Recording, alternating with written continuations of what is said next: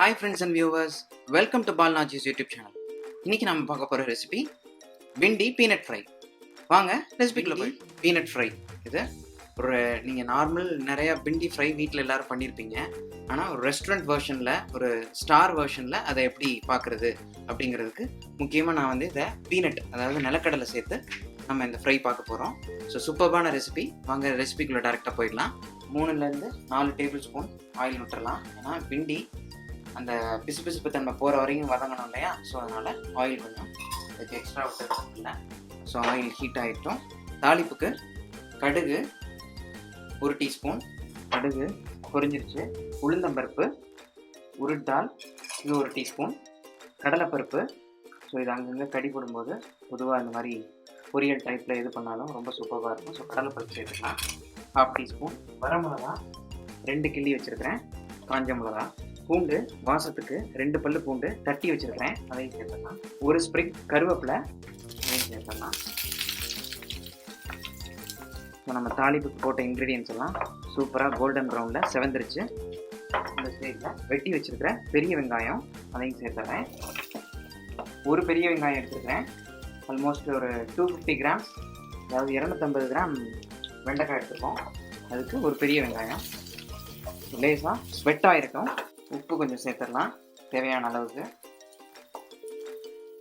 வெங்காயமும் ஃபாஸ்ட்டாக வதங்கும். ஸோ இந்த ஸ்டேஜில் நம்ம வெண்டைக்காய் போட்டுடலாம். அழகா நான் இந்த மாதிரி கிராஸாக கட் பண்ணி வச்சுருக்கிறேன். நீங்கள் அல்லது 1/2 இன்ச்சுக்கு நீங்கள் எப்பவும் போல் பொரியலுக்கு வெட்டுற மாதிரியும் வெட்டிக்கலாம், தப்பில்லை. இப்போது அந்த பிசுபிசுப்பு தன்மை போகிற வரையும் நம்ம இதை வதக்க போகிறோம். இப்போது வதக்கும் போது மூடி போடாமல் ஓப்பன் ஃப்ளேமில் சால்ட் தேவையான அளவு போட்டு வதக்கும்போது சீக்கிரம் அந்த பிசுபிசுப்பு தன்மை போயிடும். ஸோ பிண்டி ஃப்ரை ரொம்ப நல்லா வரும். ஏற்கனவே நான் ஒரு 1/2 டீஸ்பூன் போட்டிருப்பேன் உப்பு. இப்போ வெண்டைக்காய்க்கு ஏற்றாப்புல உப்பு போட்டுடலாம். ஸோ சீக்கிரம் அந்த பிசுபிசுப்பு போயிடும். டாஸ் பண்ணிடலாம்.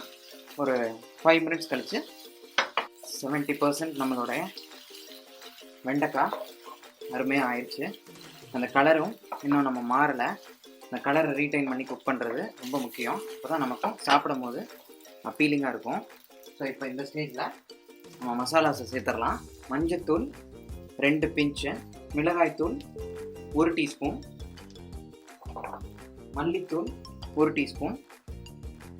இன்னொரு முக்கியமான இன்க்ரீடியன்ட் இதுக்கு மாங்காய் தூள். இது ஒரு டான்ஜினஸ், அதாவது லேசாக ஒரு புளிப்புத்தன்மை தரும். அது ரொம்ப நல்லாயிருக்கும். ஸோ அது 1/2 டீஸ்பூன் சேர்க்குறேன். கடலை வறுத்து வச்சுருக்கிறேன், நிலக்கடலை, அதையும் சேர்த்துடலாம். தோலோடு போட்டாலும் சரி, நான் இன்றைக்கி தோல் எடுத்திருக்கேன், தப்பில்லை. டாஸ் பண்ணிவிட்டு இந்த மசாலா ரா ஃப்ளேவர் போகிற வரையும் குக் பண்ணிவிட்டு ஃபைனலாக நம்ம தேங்காயும் சேர்த்துடலாம். ஒரு 20 கிராம்ஸ் தான் இருக்கும் தேங்காய், துருவின தேங்காய். இதை எடுத்துக்கங்க. டெசிகேட்டட் கோகோனட் இருந்தாலும், அதாவது காஞ்ச தேங்காய் தூள் இருந்தாலுமே சேர்க்கலாம். ஸோ ஆல்மோஸ்ட் நம்மளுடைய பீனட் பிண்டி ஃப்ரை ரெடி ஆயிடுச்சு. இன்னொரு 2 மினிட்ஸ் குக் பண்ணிவிட்டு அப்புறம் எப்படி சர்வ் பண்ணுறது அப்படிங்கிறத பார்த்தோம். ரெடி ஆயிடுச்சு. நான் ஃபைனலாக ஒரு அரை தக்காளி மட்டும் சும்மா கலர் காம்பினேஷனுக்காக அரை தக்காளியை குவாட்டராக வெட்டி அதை போட்டிருக்கேன். ஸோ அதுக்கப்புறம் நம்ம குக் பண்ண அவசியம் இல்லை. ஸோ இப்போ சர்விங் ரெடி ஆயிடுச்சு. ஆஃப் பண்ணிடலாம்.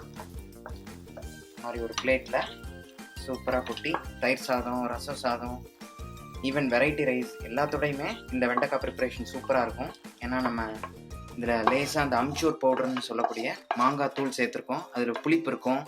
தென் அங்கங்கே இந்த பீனட் வாயில் கடிப்படும் போது அந்த க்ரன்ச்சினஸ் இருக்கும்.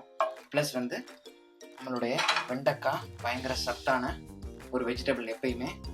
ஸோ எல்லாருக்கும் பிடிச்ச மாதிரியான இந்த வெஜிடேரியன் டிஷ்ஷை சூப்பராக வீட்டில் ட்ரை பண்ணி பாருங்கள். கொத்தமல்லி வச்சு கார்னிஷ் பண்ணி. இப்போ நான் சாப்பிட்டு பார்க்க போகிறேன். 2 கடலை, கொஞ்சம் வெண்டைக்காய். ஆஹா ஆஹா, செம்ம டேஸ்ட்டாக இருக்கும். கண்டிப்பாக என்னால் இதுக்கு மேலே கண்ட்ரோல் பண்ண முடியல. நான் சாதத்தோடு வச்சு சாப்பிட போகிறேன்.